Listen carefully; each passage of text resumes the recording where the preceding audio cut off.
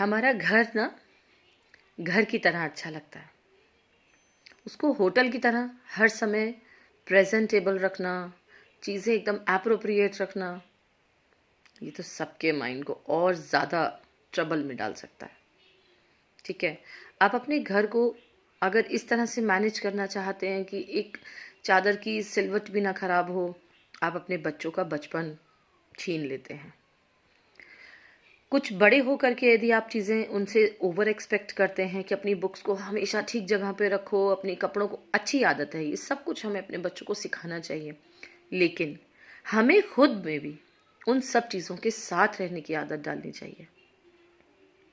As a parent हमें वो सब चीज़ें बियर करने की आदत होनी चाहिए कि अगर बच्चों की बुक्स थोड़ी सी फैली भी हैं, कोई बात नहीं, बच्चे बड़े हो रहे हैं, उनको चीज़ें सीखने में कुछ समय लगेगा।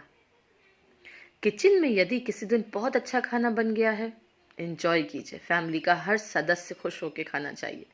और यदि किसी दिन थोड़ा लेफ्ट ओवर से और थोड़ा हल्का फुल्का मैनेज करके अगर उसको खाना है, हर किसी सदस्य को स्वीकार करना चाहिए।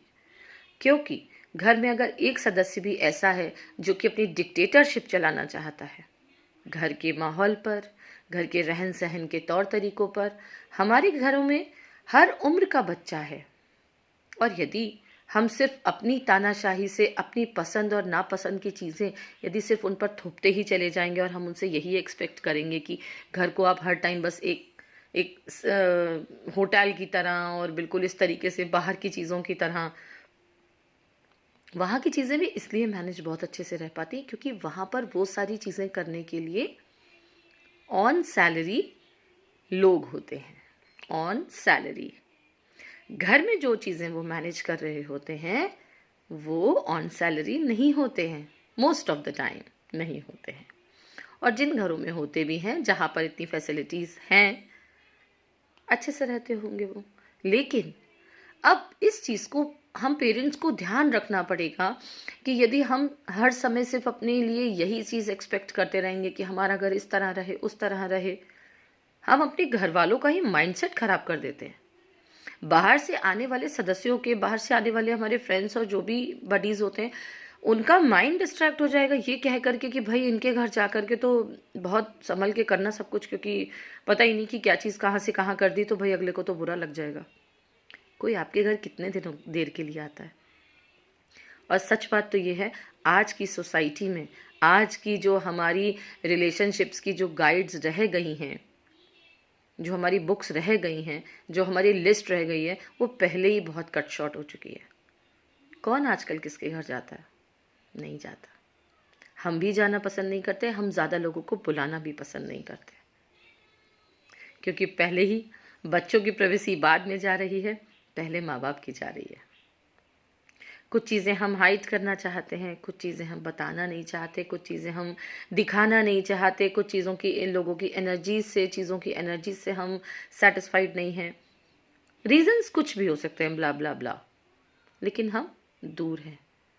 पहले ही आपके सामने बहुत कम लोग हैं आने जाने वाले, आपके घर में रहने वाले भी गिने चुने सदस्य हैं। यदि कोई भी सदस्य अपने परिवार में इन इस तरह की आदतों से, यदि लोगों के लिए अगर एनर्जी अगर सबकी खराब करने की कोशिश करता है और चीज़ों को यदि इस तरीके से स्प्रेड करता है, घर में रहना तो बहुत मुश्किल हो जाएगा। जो बना है उसे भगवान का प्रसाद समझ के स्वीकार कीजिए। घर जैसा है उसे उस तरह से जितना बेटरमेंट आप कर सकते हैं बिल्कुल कीजिए। आप भी कीजिए, बच्चों को सिखाइए, अपने पार्टनर से भी हेल्प लीजिए, बुरा नहीं है। यदि किसी कारण से किसी दिन नहीं हो पाता है, प्लीज़ जज मत कीजिए, क्योंकि जो ये सर्विसेज आपको घर का, किसी घर में हाउसवाइफ्स हैं और किसी घर में स्टाफ हैं, किसी घर में हाउस हस्बैंड्स हैं, किसी घर में बच्चे हैं, जो भी आपको ये सारी पर्टिकुलैरिटी डेली बेसिस पर दे रहा है ना, पिछले कुछ महीनों से, पिछले कुछ सालों से, पिछले कुछ दिनों से जो आपको ये सर्विसेज डेली बेसिस पर दे रहा है, मैं गारंटी से कहती हूँ, जो लोग जजमेंट करते हैं ना, वो उसका आधा भी नहीं कर पाएंगे, वो उसका आधा भी नहीं कर पाएंगे, आई एम श्योर। क्योंकि जजमेंट पास करने में कुछ नहीं जाता, और चीज़ों को मैनेज करने में बहुत कुछ चला जाता है हमारा। सो प्लीज़ थोड़ा सा ध्यान रखें और थोड़ा सा लव एनर्जी स्प्रेड करें। जजमेंटल एनर्जीज प्लीज़ नहीं करनी। नमः शिवाय।